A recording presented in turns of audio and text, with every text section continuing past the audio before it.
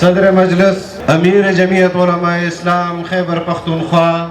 جمعیت علماء اسلام کے تمام اضلاع کے امراء،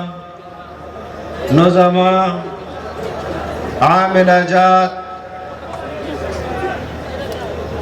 جمعیت علماء اسلام کے سرفروش، کارکنوں، خیبر پختونخوا کے غیرت مند، جرت مند باسیوں، آج تقدس حرمین کے حوالے سے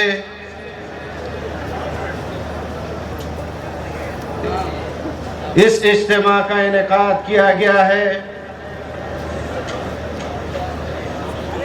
اور آپ نے جس جذبے اور شوق سے، جس ولولے سے آج اس اجتماع میں شرکت کی ہے، آپ نے ثابت کر دیا ہے کہ ہم اپنی ذات پر تنقید برداشت کر سکتے ہیں، ہم اپنے آپ پر تنقید برداشت کر سکتے ہیں، لیکن ہم تقدس حرمین پر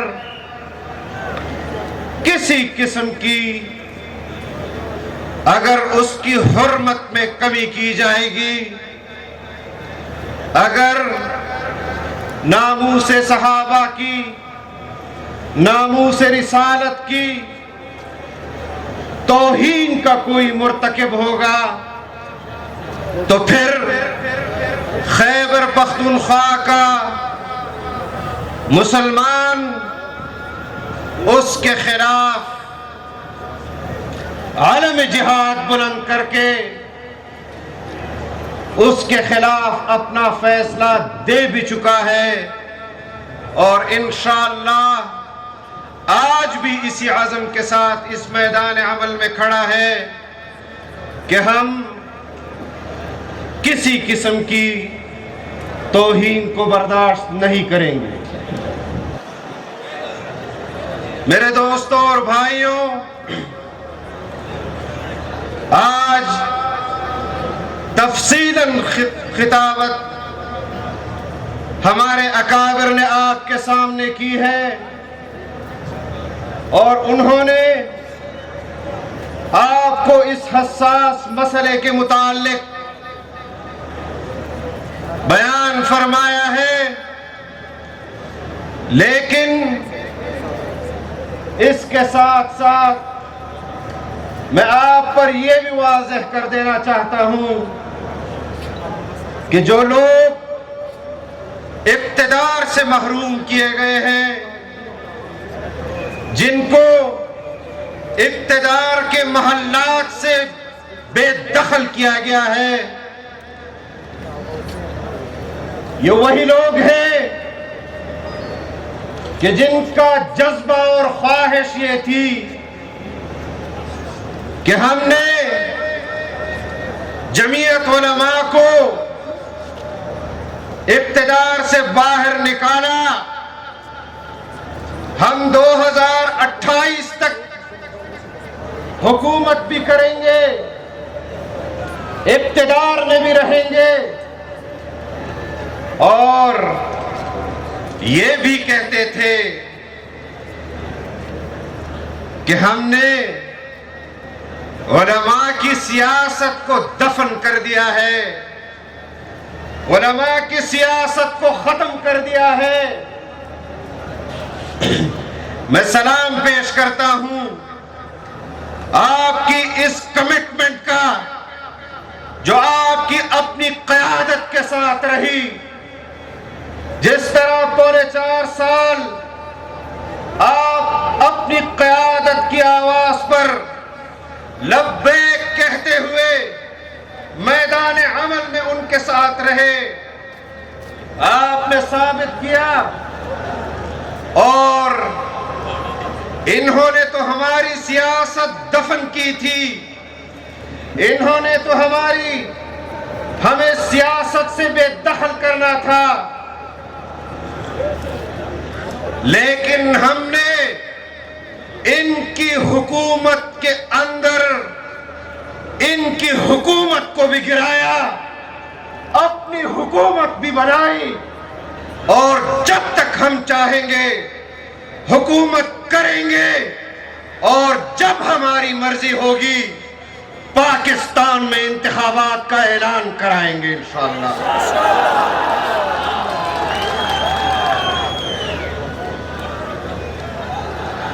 اس بات کا ذکر کیا جاتا ہے، اس بات کا ذکر کیا جاتا ہے کہ اقتدار سے بے دخل ہونے کے بعد ان کے جلسے بھی بڑے اچھے ہیں۔ ہم نے جلسوں کا اعلان نہیں کیا تھا، آج جمعیت علماء کا دوسرا جلسہ ہے۔ پہلا جلسہ باب الاسلام سندھ میں منعقد ہوا۔ میں خراج تحسین پیش کرتا ہوں جمعیت علماء اسلام کراچی اور حیدرآباد کی جماعت کو کہ انہوں نے جس طرح اپنی قیادت کی آواز پر لبیک کہا، آج خیبر پختونخوا کی جماعت کو آپ کارکنوں کو خراج تحسین پیش کرتا ہوں۔ میں نے ان کو کہا کہ ان کے جلسے بھی بڑے ہوتے ہیں بقول آپ کے، لیکن ہمارے جلسے بھی آ کر دیکھ لو۔ ان کے جلسوں سے آپ تماشے کو ہٹا دیں، ساز و سرور کو ہٹا دیں، پارٹیوں کو ہٹا دیں، پھر دیکھیں ان کے جلسے کیسے کامیاب ہوتے ہیں۔ آج اگر جمعیت علماء کے ساتھ خیبر پختونخوا کی عوام اس جذبے کے ساتھ کھڑی ہے تو یہ اسی نظریے کی بنیاد پر، اسی عقیدے کی بنیاد پر جو اس صوبے کے عوام کو مفتی محمود نے دیا تھا، جو اس صوبے کی عوام کو، جو اس بر صغیر کی عوام کو حضرت مدنی نے دیا تھا، شیخ الہند نے دیا تھا، آج بھی ہم اسی پرچم نبوی کے سائے تلے اپنے سفر کو آگے بڑھا رہے ہیں۔ ہم نے اپنے اقتدار کا اعلان جب عوام کے اس ووٹ سے جو ہم اس عوام کو دینا چاہتے ہیں حکومت بنائیں گے تب آپ کو بتائیں گے، لیکن ابھی تھوڑا سا تمہارے ووٹ پر بھی ہم اپنی حکمرانی کے مزے کریں گے۔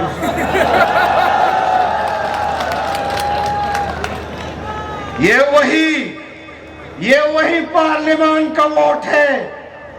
جس کو تم عوام کی حقیقی ترجمانی کہتے تھے یا نہیں کہتے تھے؟ کہتے تھے کہ نہیں کہ یہ عوام کی نفرت کی بنیاد پر ہے مسلم لیگ اور پیپلز پارٹی کے خلاف جس پر میں اقتدار کر رہا ہوں۔ لیکن آپ کو یہ بھی بتا دوں کہ جو لوگ اس کی اقتدار کی طرف گئے تھے ان کا بھی ہمارے ساتھ اس بات پر اتفاق تھا کہ انتخابات میں دھاندلی ہوئی ہے اور ہم صاف شفاف انتخابات چاہتے ہیں۔ ہماری متحدہ اپوزیشن نے پاکستان ڈیموکریٹک موومنٹ کی بنیاد بھی اس بات پر ڈالی کہ ہم صاف اور شفاف انتخابات چاہتے ہیں، اور ہم آج بھی علی الاعلان کہتے ہیں کہ ہم اصلاحات کے ساتھ انتخابات میں جائیں گے، ہم صاف انتخابات کا انعقاد کرنا چاہتے ہیں، شفاف انتخابات کا انعقاد کرنا چاہتے ہیں۔ تم نے پونے 4 سال میں متنازع قانون سازی کی، تم نے پونے 4 سال میں پاکستان کی سیاست کو تباہ و برباد کیا، تم نے پونے 4 سال میں پاکستان کی معیشت کو تباہ و برباد کیا۔ اور میں یہ سوال پوچھنا چاہتا ہوں کہ اگر ہم اقتدار میں آئے ہیں تو مجھے بتایا جائے کہ پاکستان پر حکمرانی وہ پارلیمان کے ممبران نے کرنی ہے یا پھر کسی دوسرے ادارے کے سربراہان نے کرنی ہے۔ طے کیا جائے۔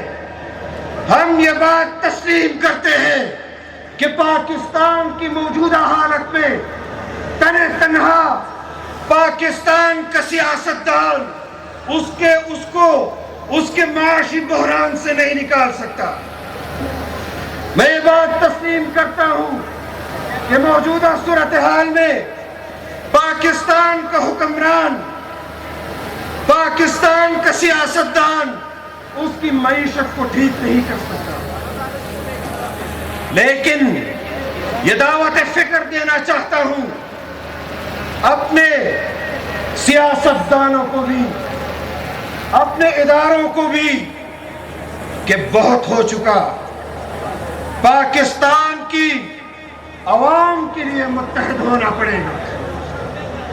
پاکستان کے لوگوں کے لیے اتفاق اور اتحاد پیدا کرنا ہوگا۔ آج بھی جمعیت علماء اسلام اپنے منشور پر قائم ہے کہ جمعیت علماء اسلام پاکستان میں مسلمانوں کی منتشر قوت کو ایک جگہ پر جمع کر کے اس کو پاکستان کی معیشت کے لیے استعمال کرنا چاہتی ہے، پاکستان کی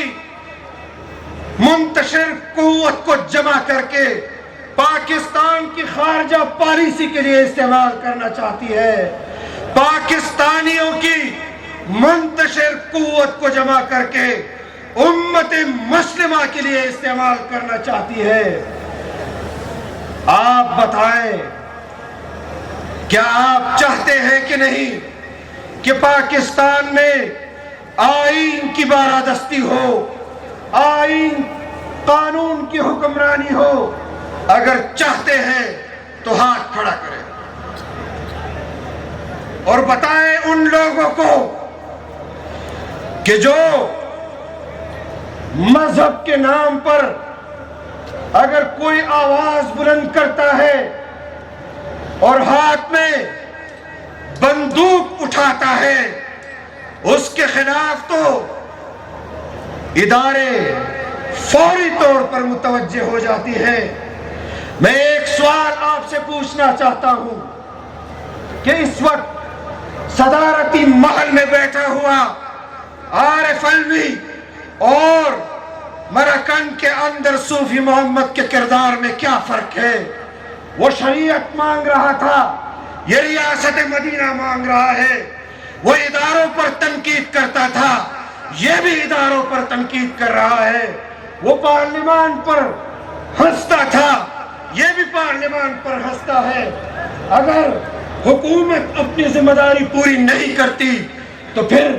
اداروں کو بھی کیا ذمہ داری پوری کرنے کا ان کے فرائض منصبی میں شامل نہیں؟ کیوں اس کو صدارتی محل میں پروٹوکول دیا جا رہا ہے؟ اگر کل کوئی کسی اور اچھے عنوان سے پاکستانیوں کو پکارے گا اور غلط راستے سے آئے گا تو کیا آپ اس کردار کو تسلیم کرنے کے لیے تیار ہوں گے؟ سب سے بڑھ کر قربانی اگر پچھلے 2 دہائیوں میں کسی نے دی ہے تو وہ جمعیت علماء کے اکابرین نے دی ہے، جمعیت علماء کے کارکنوں نے دی ہے۔ اگر آپ یہ سمجھتے ہیں کہ حکومت ان بھگوڑوں کو جن کو ہم نے اقتدار کے ایوان سے بھگایا ہے، جن کو ہم نے، اور یہ کہتے ہیں کہ علماء اگر ممبر پر سیاست کی بات کریں گے ہم ان کو مساجد سے باہر پھینک دیں گے۔ تم تو ہمیں پھینکو گے، ہمیں پھینک بھی سکو گے یا نہیں، لیکن ہم نے تمہیں اقتدار سے بھی پھینکا اور ان کالونیوں سے بھی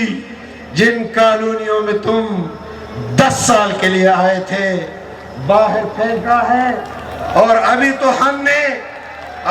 ہم نے شروعات کی ہے۔ تمہاری چیخیں وہ آسمان تک پہنچ رہی ہیں، ابھی تو ہم نے تمہیں اور گھسیٹنا ہے، ابھی تو ہم نے تم سے 4.25 سال کا حساب لینا ہے، ابھی تو ہم نے تمہیں اور تھکانا ہے، پھر تمہیں بلا کر کہنا ہے کہ آؤ آئین کے تحت پاکستان میں سیاسی مخالفت کرو۔ جس قسم کی بازاری زبان تم استعمال کر رہے ہو، میں وہ الفاظ استعمال نہیں کرنا چاہتا، لیکن اتنا ضرور کہنا چاہتا ہوں کہ اگر کوئی اس کو استہزاء کے طور پر پکارتا ہے اور وہ اس قسم کی تعبیر کرتا ہے جس طرح کی تعبیر اس نے ملتان کے جلسے میں کی، تو پھر مجھے بتایا جائے کہ جو مرد و زن اس کے جلسے میں یہ بات کرتے ہیں کہ عمران تیرے جانثار بے شمار، ان کے بارے میں تمہارے ذہن میں کیا تصورات ہوں گے؟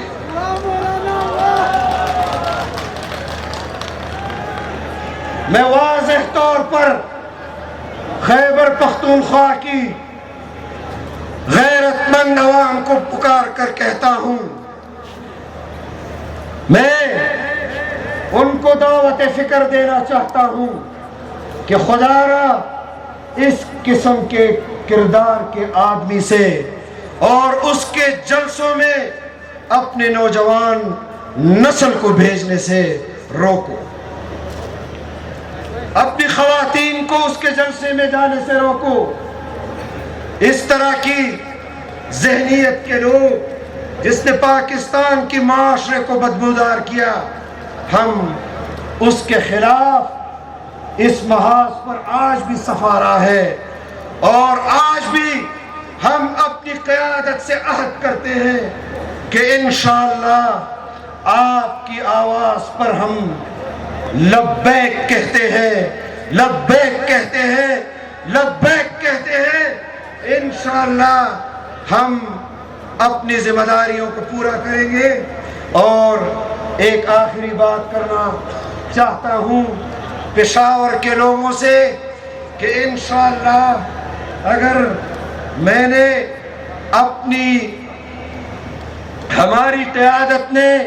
ہمارے اتحادیوں نے اگر حکومت پورا کرنے کے اوپر اتفاق کیا تو آپ کا یہ ناردرن بائی پاس جس کے لیے آپ 22 سال سے انتظار کر رہے ہیں، اس کو اپنی وزارت میں پورا کر کے انشاءاللہ پشاور کے شہریوں کو تحفہ دوں گا۔ وآخر دعوانا الحمدللہ رب العالمین۔ ماشاءاللہ۔